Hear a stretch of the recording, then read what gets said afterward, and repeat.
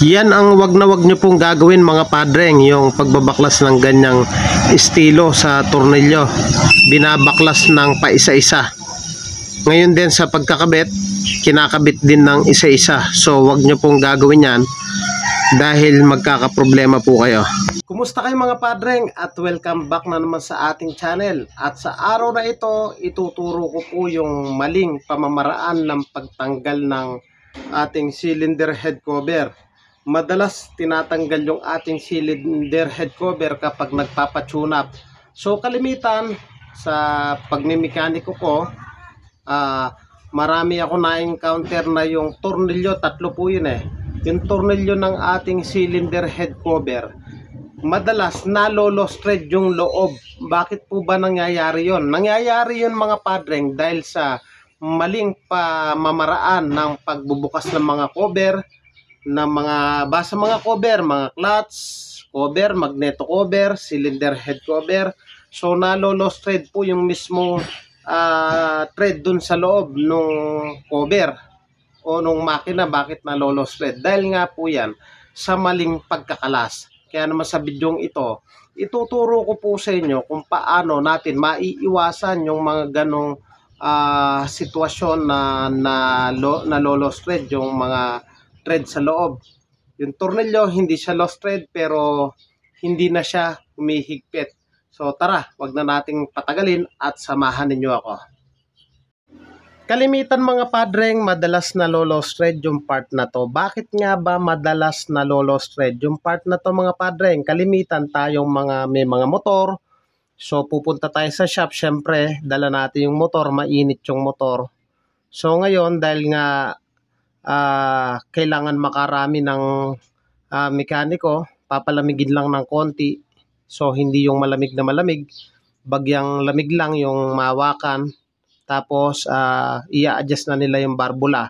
So kalimitan mga idol, pag mali po yung pamamaraan natin ng pagbubukas nito, talagang malolos thread po yan. Bakit nga ba itong part na to siya yung madaling malos thread? Sapagkat mga idol, pag umandar yung makina, ito yung ating tambutso, siya yung pinakamalapit, kaya siya yung pinakamainit. Kapag pinakamainit, siya yung pinakamalambot. So tatandaan nyo po yan mga idol.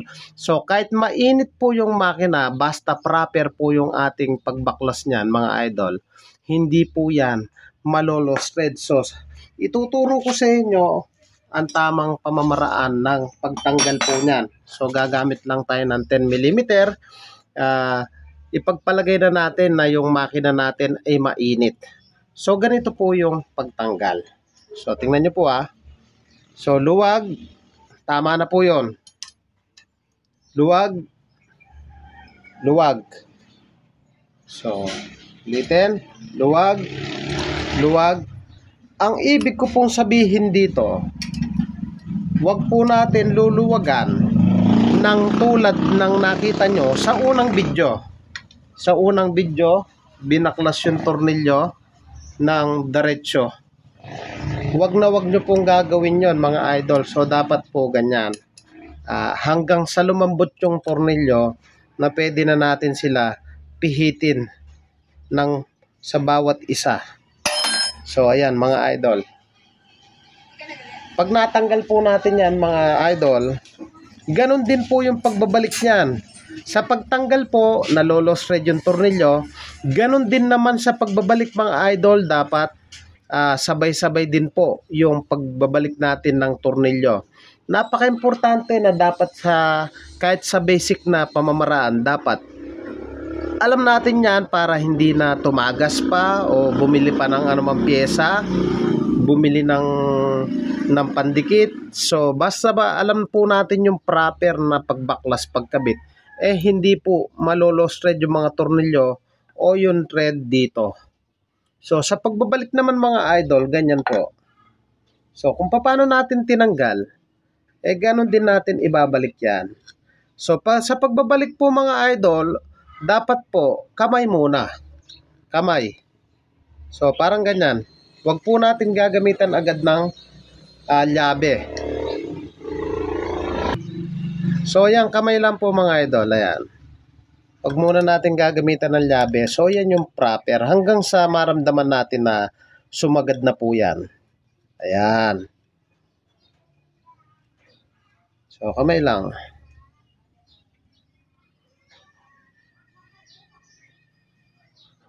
Pag naigpitan na natin ng kamay yan, pwede na natin gamitan ng llave o T-wrench o ano pa man. So, sa pagigpit mga idol, mapapansin nyo yan, may siwang dito yan. May siwang po. Ngayon, pag hinigpitan po natin dito, itong cover na to, gaganon po yan. Sa madaling salita, itong tornilyo dito, pag hinigpitan natin, kinakain niya na po yung thread. Ngayon, nangyari pa na mainit yung makina, tapos na po yan. Siguradong malolos thread. So, napaka-importante na mainit o malamig yung makina, dapat nasa proper po tayo ng pagbaklas o pagkabit. So, ganito lang po yung gagawin natin. Unahin natin dito. So, pihitin natin ng ganon. Sabay-sabay mga idol. Sabay-sabay. Ayan. Sabay-sabay silang hihigpit. So, walang siwang na nakalabas. So, ganyan po yung tamang paghigpit mga idol. Kahit na mainit po yung makina niyan, wala po dyan malolos thread. Basta proper po yung ating paghigpit o yung ating pagluwag. Yan. So mga padreng, sana nagustuhan nyo yung ganitong tips, basic knowledge. Kung nagustuhan nyo yung ganitong tutorial at bago ka pa lang sa akin channel, huwag nyo pong kalimutan na paki-like, paki-subscribe at paki-hit na rin po yung notification bell para updated po kayo sa mga videos na kagaya nito. Thank you po sa inyo. God bless at mabuhay po kayo.